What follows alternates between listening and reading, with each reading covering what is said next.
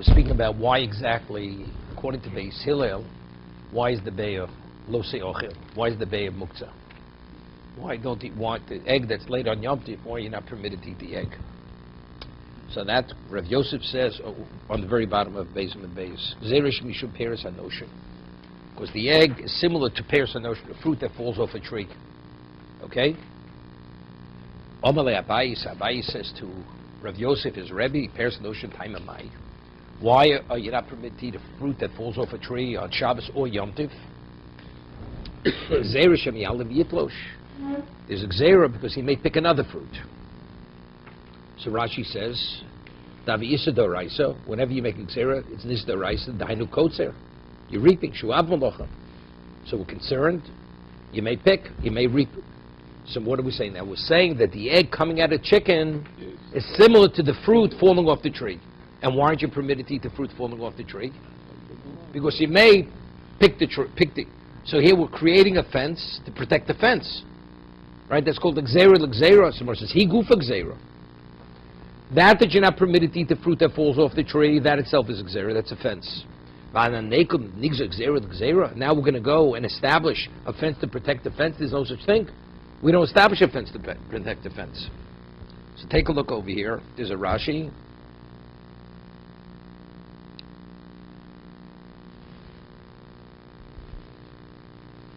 Rashi himself speaks, even though it's not relevant to before, he says, Vim Tomar. Before we said that, the Gemara says, when you slaughter a chicken and you find eggs within the chicken, you're permitted to eat the eggs. The Gemara says, we should make a gzera, right? Though, if we're saying that, there's a gzera that you're not permitted to eat the egg, that's later in Yom Tov, it's a gzera for what? For Shabbos preceding, Yom Tov preceding Shabbos. Or Yom Tov following Shabbos, so why are you permitted to eat the egg when you slaughter the chicken and you find in the egg? Find the egg in the chicken.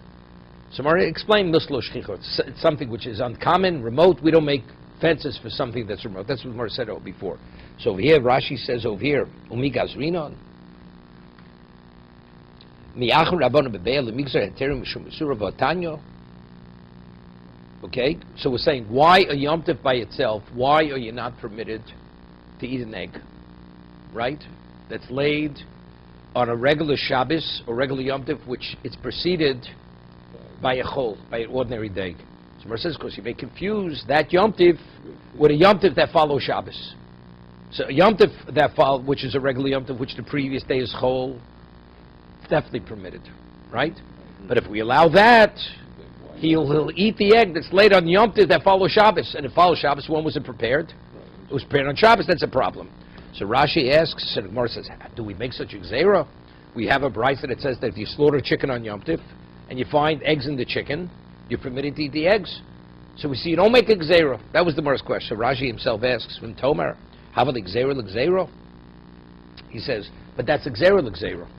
We don't want you to eat the eggs found in the chicken, because you may eat the eggs on the egg that's laid on the ordinary Yom Tov. But the egg that's laid on the ordinary Yom Tov, that's a gzera. That's a rabbinic fence. So you mean, the Gemara is asking, we should prohibit the egg that's found in the chicken, because you may eat the egg that's laid on the ordinary Yom Tov. But the egg that's laid on the ordinary Yom Tov is what? That's a fence. Because the egg that's laid on the ordinary Yom Tov, that's only Yosem Drabanan. The Yom Tov Achar Shabbos, Tritz Hochi. So Tritz, so Rashi answers, Motzlu Kum Yom Tov Achar Shabbos. You can answer very simply. When the Gemara is asking the question about slaughtering the chicken, not speaking about slaughtering the chicken, finding it in an ordinary Yom Tov. If you slaughter a chicken Sunday morning, and you find an egg within the chicken, we allow you to eat the egg. Right? Why do we allow you to eat the egg? Now he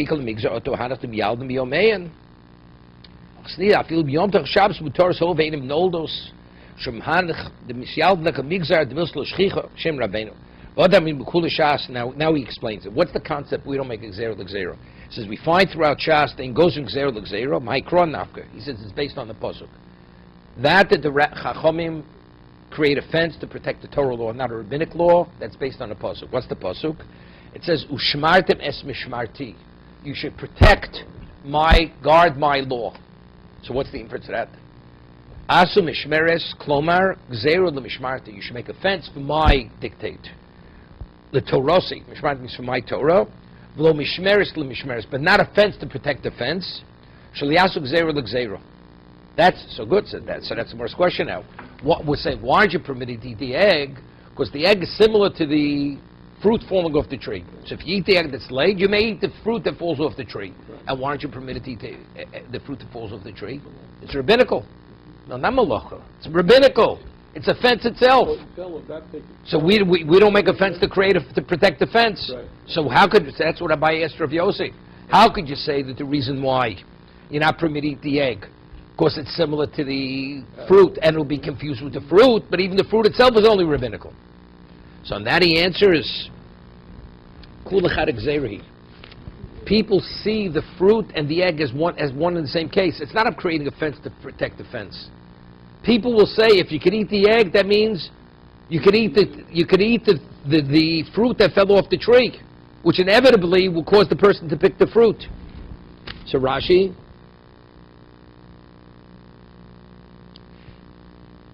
yeah.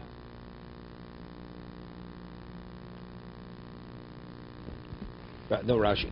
Rav Yitzchak said, the reason why you're not permitted to eat the egg that's laid on Yom Tov, because it's no different than juice that oozes from a fruit. Let's say you purchased fruit. The halacha is you're not permitted to mefarik. Extracting juice from a fruit is also on Shabbos and Yom Tov, both. Because you're extracting a liquid from a solid. Let's say you have grapes in a plate, and from the way that the grapes, juice oozed out of the fruit. Are you permitted to drink that fruit juice? So the Gemara is going to make a differentiation. If they were purchased for eating, you're permitted. But if they were purchased for squeezing, you're not permitted. Why? Because there's a fence that you may squeeze the grapes. If we allow you to drink the juice, you'll squeeze the grapes. He'll want more juice. If they were purchased for eating, the person's not going to squeeze because that's not what they were purchased for. But if they were purchased for squeezing, we don't allow you. So the egg is similar to the juice being extracted from the grape. Abaye says to Rabbi Yitzchak, why aren't you permitted to drink the juice that oozes out of the fruit? Because we're concerned he may squeeze the fruit. He gufa gzeira. So, but why aren't you permitted? That's a gzeira. We don't want you to drink the juice because you may squeeze the fruit. Now the egg is similar to the fruit juice. So if you do this, you'll drink the juice. But what's wrong with drinking the juice? It's only us midrabanan. Same question. Oh, we're going to go now and legislate a gzeira, a rabbinic fence to protect the rabbinic fence? If you eat the egg, you're going to drink the juice. And what's wrong with drinking the juice? That oozes out of the fruit. It's only us midrabanan. Here, Albert. Howard, I see you got a little disconnect there. No, it's good. It's going to be a question. Okay. On the Moran, it's the same thing. Gzeira. Yeah, it's one gzeira. It's not the egg. The reason why I don't want you to eat the egg is because you may drink the juice.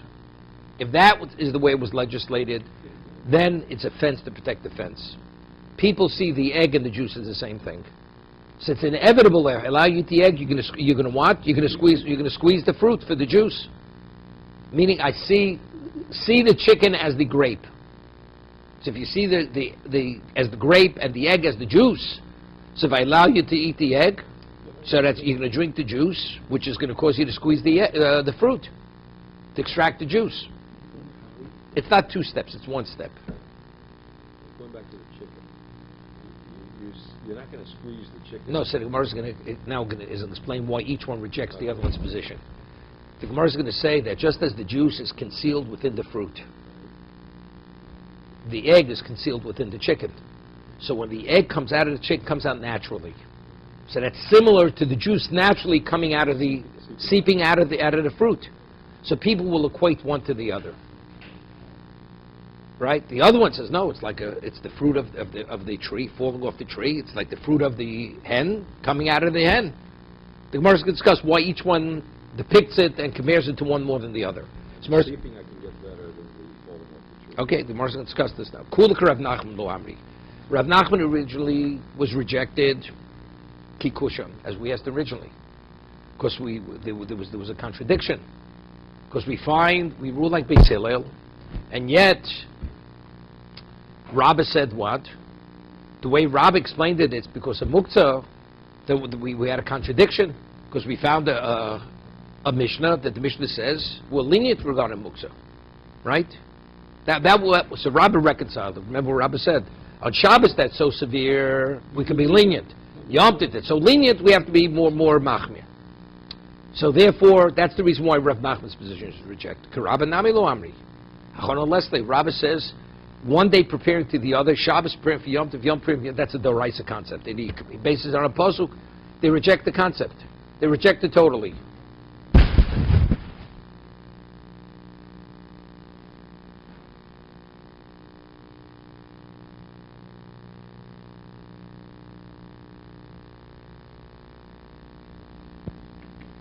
Elo Rav Yosef, my time of the Omak Rav Yitzchak. Why does Rav Yosef compare it to the fruit falling off the tree, and not the juice seeping out of the fruit? Yeah, that's the Gemara's question now. Elo Rav Yosef, my time of the Omak Rav Yitzchak. Omalach Beya Uchla. What is the egg? The egg is not a juice. The egg is a food item, right? Upeirus Uchla, and the fruit is a food item. La Fuki Mashkin La Vuchla. People will not confuse the egg coming out with a fluid, because the egg is a food item. So what is it more comparable to? To the fruit coming off the tree. Rav Yitzchak says, by time of the Rav Yosef. This is a good point. So what is Rav Yitzchak favor to compare it to the juice seeping out of the fruit? Although the juice, the egg is not a fruit, is not a juice. The egg is absorbed. It's within the chicken. It's absorbed within the fruit. Lafuki peiros, but the fruit that falls off the miglu, it's something which is exposed. The kaimu, it exists as a fruit. It's just attached to the tree. Okay. Therefore, the Gemara explained why each one rejects the other one's position. Vav Rav Yochanan Sovar. Rav Yochanan also concurs. He concurs with Rav Yitzchak that the reason why you're not permitted to eat the egg that's laid on Yom Tiv, because it's similar to the juice seeping out of the fruit. Why? How do we see that Rav Yochanan concurs with Rav Yitzchak? Rami, the Rav Yochanan, Rami, Rav Yehuda. Rav Yochanan asks the contradiction of Rav Yehuda. What's the Mishani? And he answers it. Listen what he said. Tanan, we learned in the Mishnah in Sochenes Aperos, Motzime and Mashkin. What does a squeeze fruit to extract its juice? Vim Yotzav Atzman Asurin. But if the juice should seep out by itself, even then, you're not permitted. You're not supposed to squeeze it, and if it seeps out by itself, you're not permitted. Rav Yehuda Omer. Rav Yehuda makes a differentiation. Im la'ochlin, if they were purchased for eating, this is Rav Yehuda. Hayotz ben muter, then it's permitted. Why? Vim l'mashki yotz mi anosa. But if they were purchased for squeezing, then you're not permitted to drink the juice. Why? What's the reason? Because if it was purchased for squeezing, as you drank the juice, you may want more juice. But if they were purchased for table grapes for eating, there's no concern the man's going to squeeze the grapes. Okay? This is Rabbi Yehuda. So evidently, but you're permitted to drink the juice. How are you permitted to drink the juice? It's no lot. It's no lot. So what's the answer? The answer is no, because this is similar to the hen that's designated for eating. If you have a hen that's designated eating, the Gemara said earlier, the egg is not nolad. The egg is no different than an internal organ of the chicken. Correct? It's part of the chicken. It was designated for eating, so every part of the chicken is designated for eating. When it's inside, when you find it inside. Well, no. Even when you find it out, the Gemara originally, where Rav Nachman said, we're talking about if you have a targoles, the hen was designated for eating, and the whole issue is muktzah. So if it's designated, the Gemara says it's not muktzah, right? So if the grape was designated for eating, so what is the juice? The juice is part of the grape. See, that's the reason why you're permitted to what? To drink the juice, right? And that's why it's not muktzah. The juice is not muktzah. Alma kol uchlin Reb Yehuda, kol uchlin Reb Yehuda, uchlin defresu. Every part of the food is part of the food. So just as you could eat the grape, the juice is part of the grape. You could have. Forget out the egg. We're talking about now grapes, right? Fruits that the juice seeped out. So he makes a differentiation. If it was purchased for squeezing, then you're not permitted. Because what's the grape? The grape is food, and the juice is what is liquid. But if it was purchased, it was purchased for eating, so the juice is just part of what? It's part of the grape. Uriminu. So Rabbi Yochanan esestira. V'odam Rabbi Yehuda master odam al kol shel peres b'yom tiv rishon. V'ochla b'sheni. Hear this. A person wants to make an erev tchumin. Right? So he sets food in a certain location, and he makes a conditional. He says, if I should have to go over there, I want the basket of fruit should be what? Should be the eruv. Maskir odam al kol shel peres yom tiv rishon. V'ochla b'sheni. And he's able to eat on second. Let's see Rashi on that. Rosh Hashanah shal yorei shem tesabir. This person was Rosh Hashanah. He didn't know if it would be a 2-day Rosh Hashanah or a 1-day Rosh Hashanah. This time when when witnesses had to come. So if witnesses come early in the day, you have 1-day Rosh Hashanah. They come later in the day, then you have 2 days Rosh Hashanah. V'yushne yom tovim ma'ariv odem shnei eruvin. So the person puts in place 2 eruvin. The Ksav Shtei Kedusha saying, Rabbi Yehuda is of the opinion we don't hold of Yom HaRichter. It's like a Sveker Yoma. You have 2 days. So he's not sure which day is going to turn out to be Rosh Hashanah. So he says, Echod Chol v'Echod Yom Tiv lo yadin hai Chol v'Yom Tiv. He doesn't know which day is the first day going to be Rosh Hashanah or second day be Rosh Hashanah. Master about Kokol lo milsa v'Shtei Kedushos hoislo kakol shaperes tevel. Now he had a basket of fruit that wasn't tithed. V'Shachach v'lo Yisem erev Yom Tiv. Okay? And he didn't tithe it before Yom Tiv. So you're not permitted to tithe in Yom Tiv. Are you permitted to tithe during the weekday? Yes. So he makes a conditional tithing. Utanan emigvin shubas u'maisers b'Yom Tiv. And you're not permitted to tithe shum and meiser and Yom Tiv. Right? Tevel, untithed grain, fruit, you're not permitted. So what do? So he has a 2-day Yom Tiv. He has a basket of fruit. So what does he say? He says like this. If today is Yom Tiv, tomorrow I will tithe. And if tomorrow is Yom Tiv, I'm tithing it now for tomorrow. So it's a weekday. Right? If a regular 2-day Yom Tiv, 1 day is definitely a weekday, correct? So let's talk about a regular 2-day Sukkos. You're not permitted to tithe. The person says, if today's Yom Tiv, the act I'm doing now is not an act of tithing. So you did nothing. Right? Because you're not permitted to tithe in Yom Tiv. However, but if it's not, then I want it to be an act of tithing. And what does he do the next day on the second? He says like this: if today is Yom Tiv, then yesterday's act of tithing it's already tithed. And if yesterday was Yom Tiv, I'm tithing it at this moment. Right?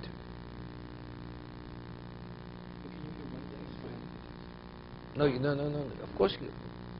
But you're not permitted to tithe in Yom Tiv. He doesn't want to violate the rabbinic law of tithing. So what does he do?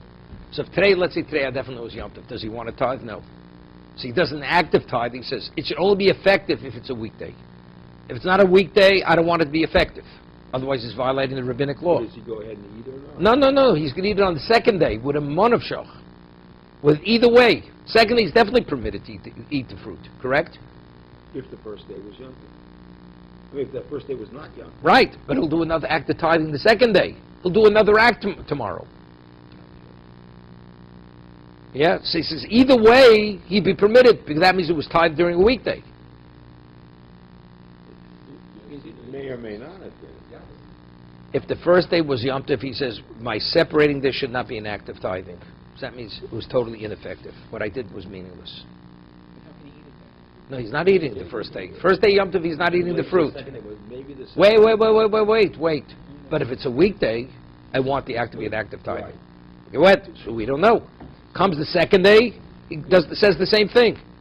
If today is Yom Tiv, yesterday's act, tithed it. So one of the two. Either way is going to work. What works? And he didn't violate Yom Tiv. Right, so now he can eat it on the second. It's the second day, because one of them was a valid act of tithing, not in violation. Okay? So that's what he does. Wait a second. He says, if today is an ordinary day, and tomorrow's Kodesh, you elu truma maisros. Alelu, then I want it to be an act of tithing. V'mayom Kodesh, and if today is Yom Tiv, ein b'dvorei klum, what I'm saying is meaningless. V'nosim hem simon, and then he identifies what he tithed. Mochers, the next day, Chose v'omer kain. He says, it makes the same statement. Im hayom chol, if today is a weekday, the second day, the Esmo Kodesh yesterday was Yom Tiv, you elu truma al shor, so let this act be an act of tithing today. V'mayom Kodesh, if today's Yom Tiv, Esmo chol, and yesterday was the ordinary day, harei nasa truma mi Esmo, it's already been tithed from yesterday. Monav shach niskus, on the second day, without a question, he's permitted to eat the fruits. Right? When I finish, what happens if the egg is laid on the first day of Rosh Hashanah? So the first day of Rosh Hashanah, we rule like Beis Hillel, you're not permitted to eat the egg. Be'er shenol da b'yom tiv. Te'ochel b'sheni. Rabbi Yehuda says you're permitted to eat the egg on the second day. Why? Because you have the same monav shach. Only one day is Yom Tiv. So you say, look, if the first day was Yom Tiv, so today's an ordinary, I could eat it. And if today's Yom Tiv, so when was it late? It was late on an ordinary day. So either way, on the second day, you're permitted to eat the egg. Correct? B'sheni, ein, b'rishon lo. So on the second day, you're permitted to eat the egg. First day, you're not permitted to eat the egg. So he has the stira. What's the stira? What's the contradiction? This is Rabbi Yehuda's. 1 second. He's asking a problem.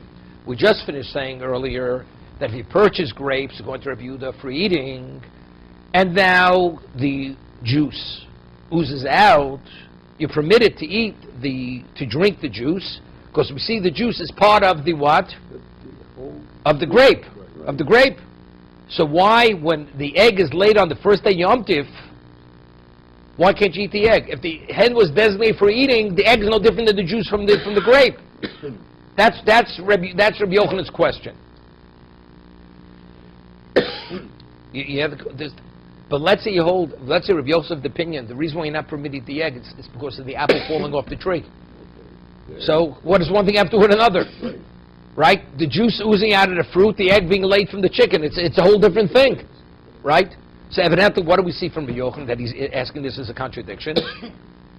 Right? You want a drink of water? No. Right? So evidently, you see, what's his understanding of Ve'eshnol D'Biyam? Why you're not permitted to eat it? It's because it's similar to the juice coming out of the fruit. It's Mashkish Zovu. So how does he reconcile? It's Muchlef Sashita. He goes and inverts the opinions that there should be a steam Rabbi Yehuda. The Rabbi Yehuda is of the opinion that what? It makes no difference. Right? Muchlef Sashita. They soch the able to Rabbi Yehuda the Rabbanon. That according to Rabbi Yehuda, it makes no difference it was purchased for eating or whatever it is. You can't. Right? Able Rabbi Yehuda the Rabbanon. I mean, according to the Rabbi Yehuda, you're permitted. You're permitted to eat the egg. Even on the first day. That the Rabbi Yochanan asked it as a contradiction. Evidently he holds that for the same reason why you're not permitted to drink the juice from the what? From the grape, that's the same reason why you shouldn't be permitted to eat the egg. So that he has a contradiction. Because Rabbi Yehuda says that if it was purchased for eating, then you're permitted to drink the juice. So if you have a hen, right, so why aren't you permitted to eat the egg? The egg of the chicken is no different, right?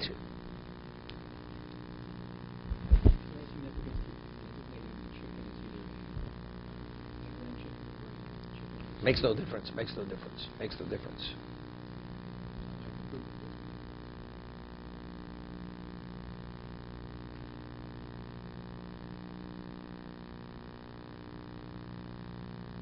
Okay? So we're saying that Rabbi Yochanan, from the way he asked the question, he concurs with Rabbi Yitzchok. Ravina Omar L'olam Lo Seipel. Ravina says you don't have to invert any opinions. There's no contradiction. Rabbi Yehuda L'Dvrem De Rabbanan Kamarlu. Rabbi Yehuda is presenting his case to the Chachomim. Lididi, according to my understanding, Afilu B'Rishon Nami Shayu. According to me, even the first day you're permitted to eat the egg. Why? Because it's what? This is like purchasing grapes for eating, that you're permitted to eat what oozes out of the grape. Right? So if the chicken is for eating, so you should be permitted to eat the egg. El ditchu, but according to you, that you make no differentiation between what the intent of purchasing was, whether it was purchased for eating or squeezing. Odli miyas to b'sheni shario. At least admit to me on the second day. The first day, understand it's not permitted because there's a gzeira of maskin shezovel. You don't make the differentiation what the intent of purchasing was, eating or squeezing. But on the second day, it should be permitted with a mon of shoch. The Shtei Kedusha is saying, because we had the mon of shoch. It was late on the first day was Yom, the second day should be permitted. And the first day was Yachol, second day should be permitted. The Amri Rabbanon, so what did Rabbanon answer? Rabbi Yudelo Kedusha Achasi. Rosh Hashanah is different than any other 2-day Yom Tov. We see Rosh Hashanah as 2 days which are equivalent of one extended day. Therefore, it's like you're still on the first day. That's the reason why you're not permitted to eat the egg. Okay? You have it? No, it's interesting.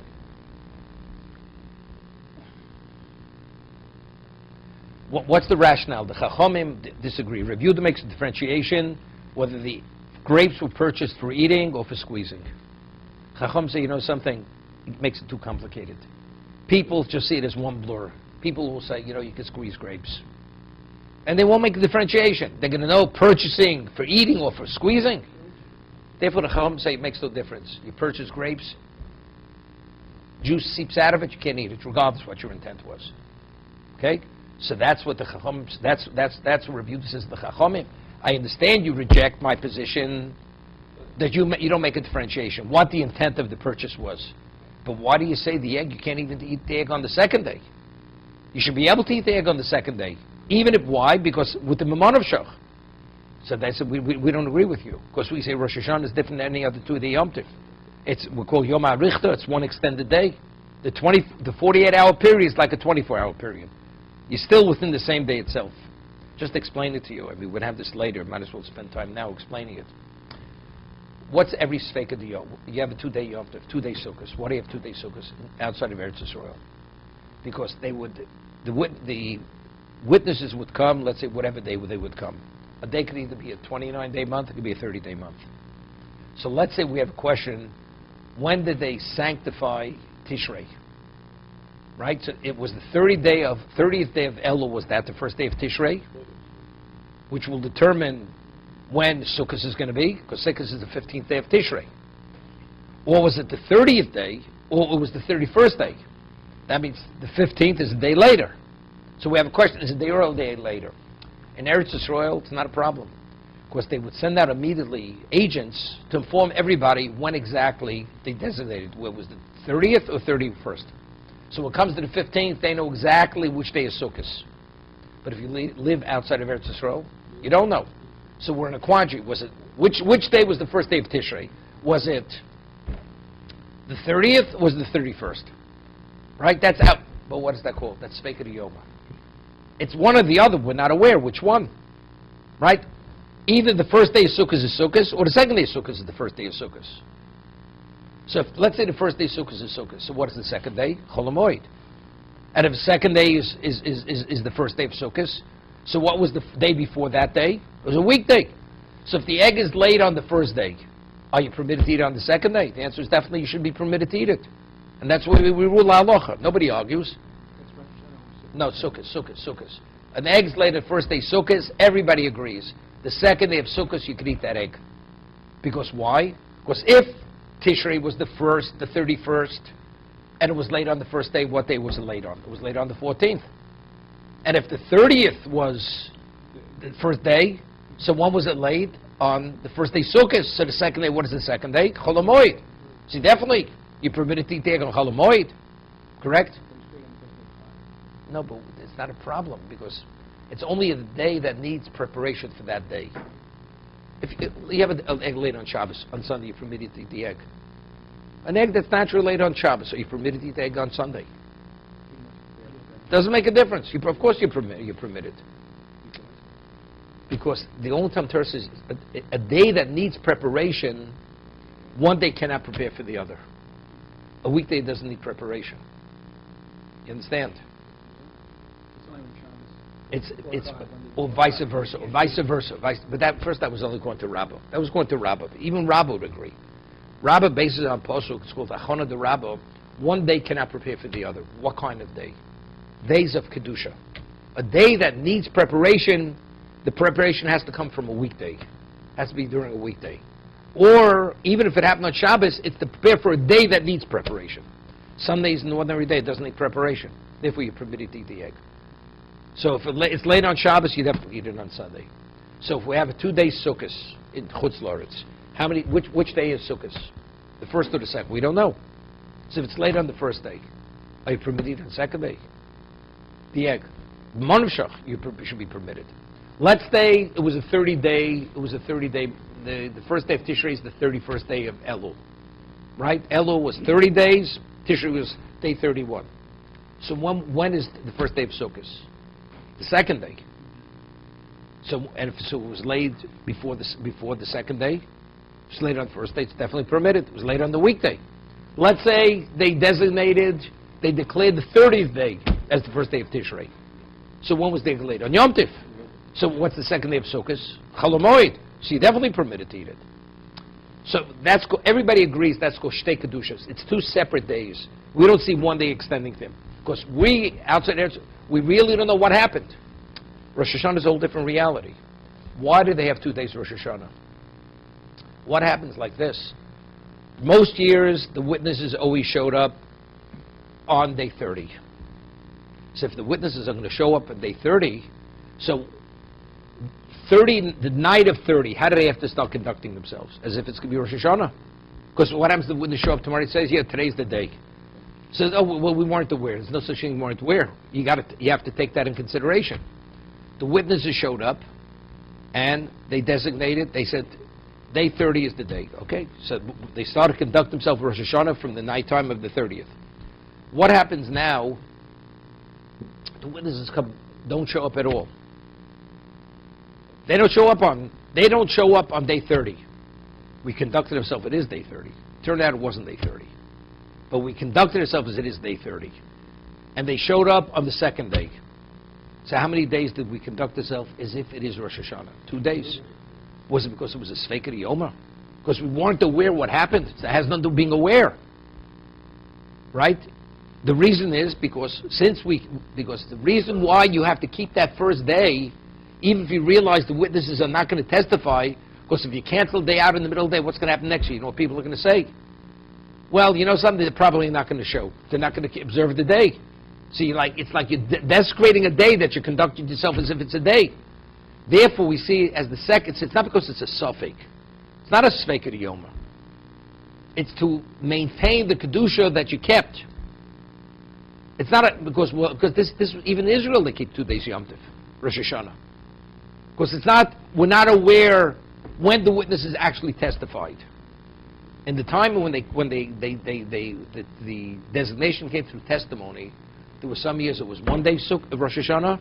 There were some years it was 2 days Rosh Hashanah. If the witnesses would come early enough on the first day, it was 1 day.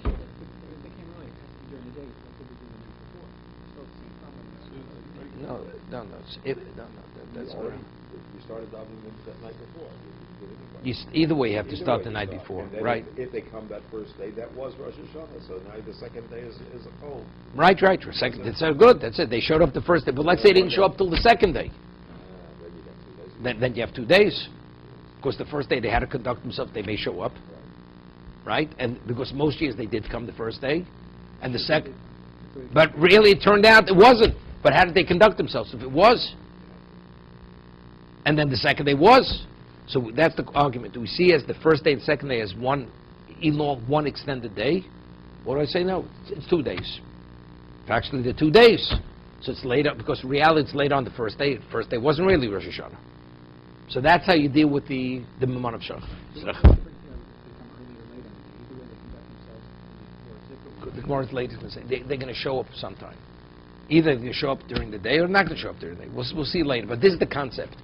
Why it's different than a 2-day Yom Tov, 2 days of Sukkot. What time is it? We have time. Okay, let's go a little further. Ravina Braid Ravula Omar Hochab. Yeah, okay. Ravina Braid Ravula Omar Hochab B'Tagnosim Es L'Gadol Beim. Ravina, the son of Ravula, said, was speaking about a hen that was designated for laying eggs. Oh, you got it? The whole question, what was the question? Why does Rabbi Yehuda say that you're not permitted to eat the egg, right? What was the basis of Rabbi Yochanan's question? Rabbi Yochanan says that according to Rabbi Yehuda, if you purchase the grapes, the fruits for eating, you're permitted to eat what oozes out. Why? Because you see the juice as part of the food. So why don't you see the egg as part of the what? As part of the chicken, and therefore you should even be able to eat the egg the first day. Right, wait. She says, that's very good if you're speaking about, we see the egg as part of the chicken if the chicken was designated for eating. But let's say the chicken wasn't designated for eating. It was designated only for laying eggs. You can't say it's part of the food. When did it become a food item? Only once it was laid. Before it was laid, it wasn't a food item. Okay? So let's talk now. Rabbi Yehuda l'tamei, the Islam muktzah, he holds it's muktzah. Right? This is nolad. This is a regular nolad issue. This is the Reb Shimon and Rabbi Yehuda we discussed in that base. Remember? Rabbi Yehuda is the more stringent opinion of muktzah. So that's the reason why you're not permitted to eat it. But on the second day, you can eat it. Why? Because based on the monoshach. The first day you're not permitted to eat it is why it's muktzah. Why is it muktzah? Because what was the chicken? The chicken was a machine. Was an egg machine. So when did the food come into being? The first day. Was it pre-prepared? It wasn't pre-prepared. It didn't exist. Therefore, if you the first day say you can't eat the egg. But the second day Yom Tiv, you could eat the egg. Why? Based on the monoshach. You know what the word monoshach. Monoshach means either way. It's either A or B. It can't be both. So therefore it's permitted on the second day. Meisvei. Okay? Learned in the Brisa. Echad be'eshnoldo b'Shabbos. V'echad be'eshnoldo b'Yom Tiv. Whether the egg was laid on Shabbos or Yom Tiv, ein metalton osa. You're not permitted to carry it. It's muktzah. Right? You're not permitted to touch the egg. Lo l'chasus bo'asakli. You want to use the egg as a bottle stopper. Right? And it be innovative. Fits the, you close the bottle. Lo lismo or kariamito. You want to prop up your bed. This guy has, what's his name? Acid reflux. So he wants to raise the back of the bed, so he takes the eggs, and he's going to put the egg exactly on the tips of the egg, so the weight is equally distributed. It's not going to break the egg. Avokofa l'sakli. But when you're permitted to transport a kli, to cover it, that it shouldn't get broken. Touch it, you're not permitted to touch it. But to transport something that's not muktzah, to cover it, that you're permitted. But if it's a question when it was laid, whether it was laid during the week or was laid on Shabbos, asura. You're not permitted to eat the egg. The Gemara is going to ask, it's something Rabban L'Kula. We have a principle whenever you're in doubt regarding a rabbinic question, we always go L'Kula. So here, when it says Sveik Asura, what kind of egg are we talking about? Right? This Arva Be'alef, let's say this egg that's a suffix mixes into 1,000 other eggs. Permitted eggs. Kula Asuros. You're not permitted to eat any of the eggs. Okay? Well, the Gemara can discuss why not. I want to say Bittul Barov. Right? If you have 1,000 to 1, let the egg that fell in, let it be subsumed by the majority. But it says no. If the suffix should fall even to 1,000 eggs, all the eggs, you have to wait till after Yom Tov to eat the eggs. The Gemara says like this. Bishlo Malu Rabba. What did Rabba say? Why aren't you permitted to eat an egg that's laid on Yom Tov? Yom Tov following Shabbos. It's Nisdor Raisa. Because a day that needs preparation has to be prepared from a weekday. So why aren't you permitted to eat the egg? It's Safek Doraisa. It's been an egg that was laid on Yom Tov following the Shabbos. Why aren't you permitted to eat the egg? That's Nisdor Raisa. Let's say you have a question if it was laid on that scenario, it was laid some other time. So is that suffix what? That's Safek Doraisa. Safek Doraisa L'chumra. Whenever you're down regarding a Torah law, you have to be machmir, right? So that's what it says. Bishlam Rabadom Mishamachono Havi Sveka Doraisa. V'chol Sveka Doraisa L'chumra. And whenever you're dealing with a Safek Doraisa, you have to be machmir. You have to be stringent. Elo the Rav Yosef or the Rav Yitzchok, that they learn it's purely offense. Either it's compared to a fruit falling off a tree, or the juice seeping out of a fruit, Darmishum Gzeira, Sveika Drabonan. How could it say the Bryce is Sofik is Asura? It's a Sofik Drabonan, Chosveika Drabonan Lakula. You had a question? It says the Bryce, if the egg is a question, it's a question when it was laid, you cannot eat the egg. So if you say it's Nisdoraisa, makes sense. Sofik Rice Lachum, but according to Rab and Rav Yosef, Rab Yitzchak, Rab Yitzchak, Rav Yosef, it's Drabonan, he's Sofik Drabonan Lakula.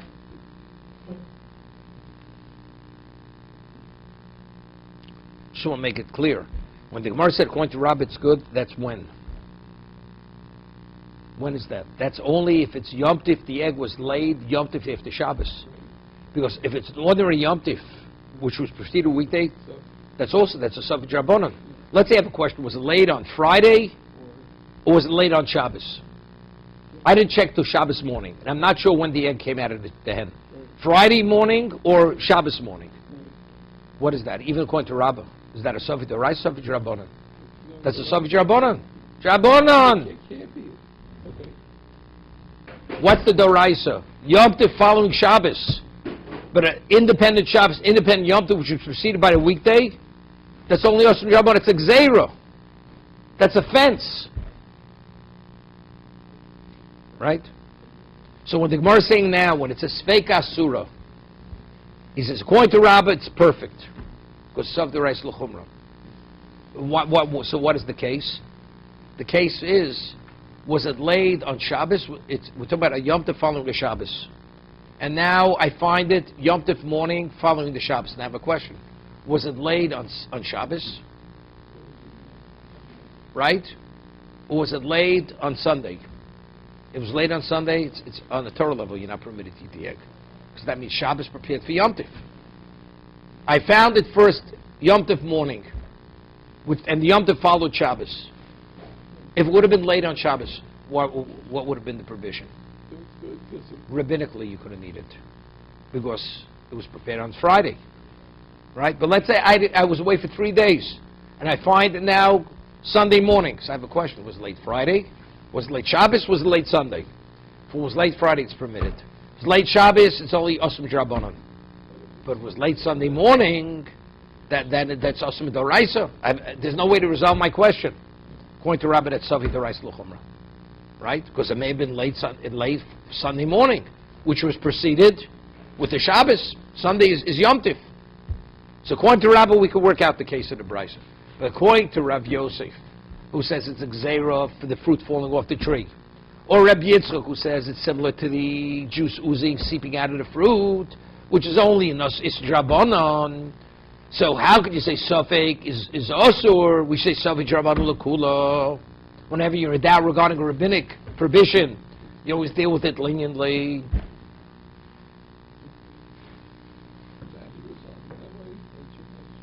It's Gemara's question. It's not my question. Right? Albert, you with me? Okay. Omar Lei. So he answered him. Sefer also the Sofik Treifa. We're not talking about a Sofik Muktzah. The question is, you had a hen that was a Treifa. Let's say it had a pierced lung. So it had an internal defect. An egg that's laid from a Treifa is not kosher. Right? Milk. You have an animal with a perforated stomach and you milk it. You're not permitted to eat the milk. Drink the milk because it's coming from a Treifa. The egg was laid from a Treifa, but I'm not sure this egg did it come from the hen that was a Treifa, or did it come from a viable hen? So what is that? That's Sofik Doraisa, right? Is it Treifa? Is it a kosher egg or not a kosher egg? It has nothing to do with Muktzah. Somebody asks the question, if that is what Sveika means, Sofik Treifa, let's continue. This Arva Bel of Kul Masuros. It says, but if this egg now mixes into 1,000 other eggs, all the eggs are osir, right? If you say it's a question, it's a Sofik Muktzah, Sofik Yom Sofik Chol, Davar Sheish L'Matirin. V'schos Davar Sheish L'Matirin, Afil Belef Lo Botil, is very important, right? Anything which ultimately, where Ashila will come to be permitted by itself, we don't apply the principle of Bittul Barov. Okay? So that's the reason why when that egg falls into 1,000 other eggs, that's the reason why you're not permitted to eat any of the eggs. Because ultimately time will resolve the issue. But if you say the egg that fell in, that will never be resolved, right? It's not a time issue. It's innately forbidden if it's treifa.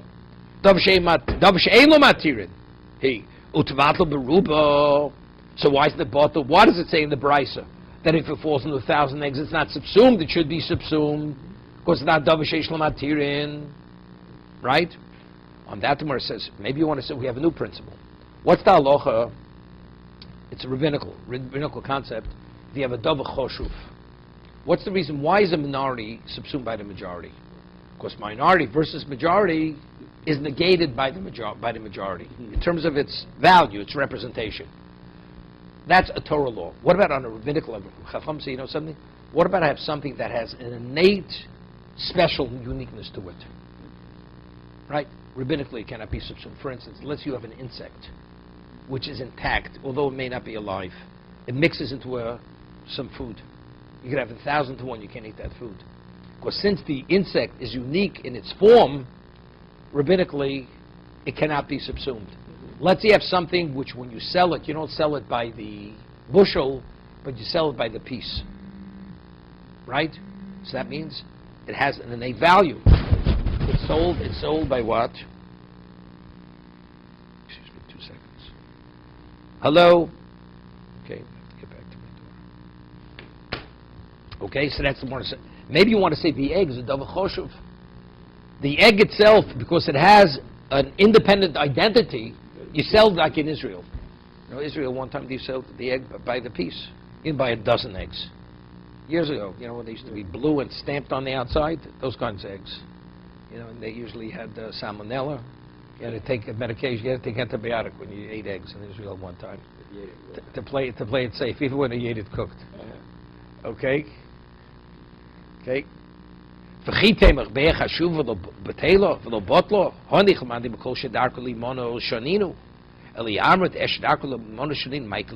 does this mean? Let's say you have a type of food item. Sometimes it's sold by the piece, sometimes it's sold by the bushel. So there's one opinion that says since there are times it's sold independently, that gives it sufficient value. We don't apply the principle of bittul. The other one says no, it always has to be sold independent, individually. So an egg, sometimes you sell by the piece, sometimes you sell by the bushel. So if you hold, even then, it retains its uniqueness. It has its specialness. So if it falls into 1,000, it's not going to be butter. But there's an opinion that says no, it always has to be sold by no, individually, not to say bittul. The other way. Right. Exactly. So that's a machlokas. So since eggs are sold in both ways, so that's we have to address it. Why is the egg not butter? Right? Why is the egg not subsumed? So it says, if you say, as long as sometimes it's sold individually, that's enough to give it that specialness, that it should not be subsumed. But if you say it always has to be sold individually, only then does it have that specialness not to be subsumed. Michael Amos, how do we understand? Why is the egg subsumed, according to Rav Yosef and Rav Yitzchok, when it falls into 1,000 eggs? Here.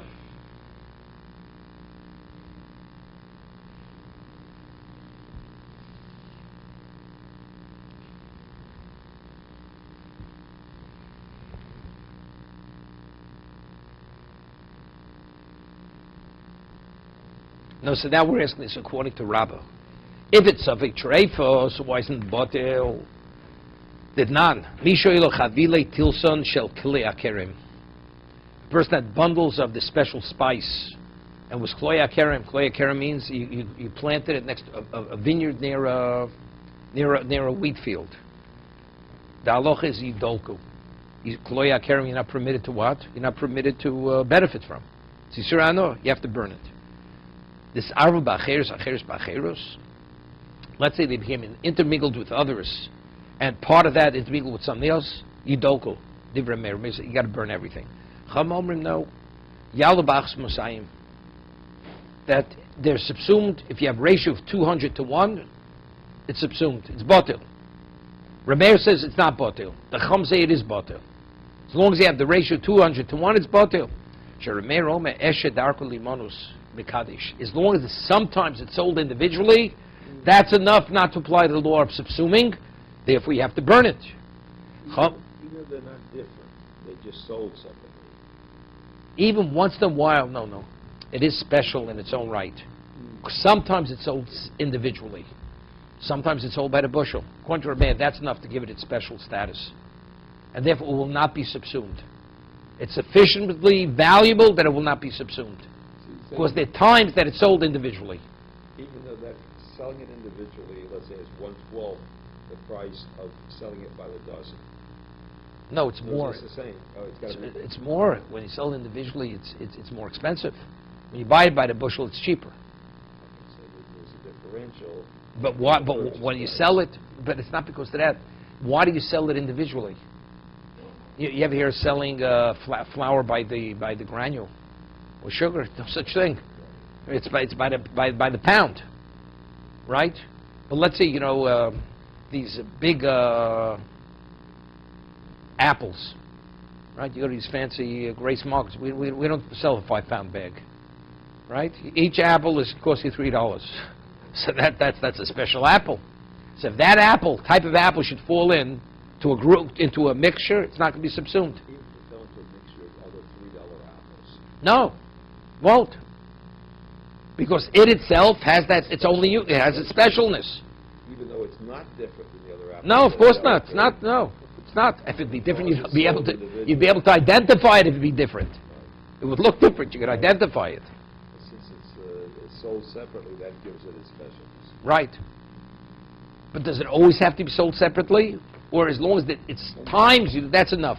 Rameir says even sometimes it's sold individually, that's enough to give it its specialness. Chacham say no, Eina Makadish. It's subsumed. Because since the times it's sold in a bushel, by the bushel, therefore it's not special enough. Elo Shisha Dvarim B'Levod. Chacham say there are only 6 items that are sold individually. But outside of those, Reb Kiva Omer Shiva, there's 7. There's a 7th. Egoze Prach, certain types of nuts that are imported from Prach, whatever that is.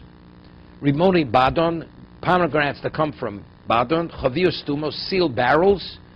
Chalufi Tardin, leaves of beets. Kloche Kruv, these cabbage leaves. Vidalas Yavonis. And this gourd, which is a Greek gourd, Reb Kiva, most of Avkik Rishal Balabayas. Home-baked bread, loaves of home-baked bread. Okay?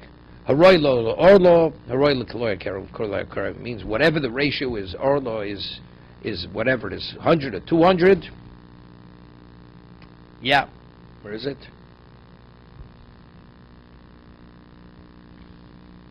Meaning, these species, some have relevance to orlo because it's a tree. Those that have relevance to being a plant, then that's kloya keren. But you need a ratio of 200 to 1. Okay, we will continue.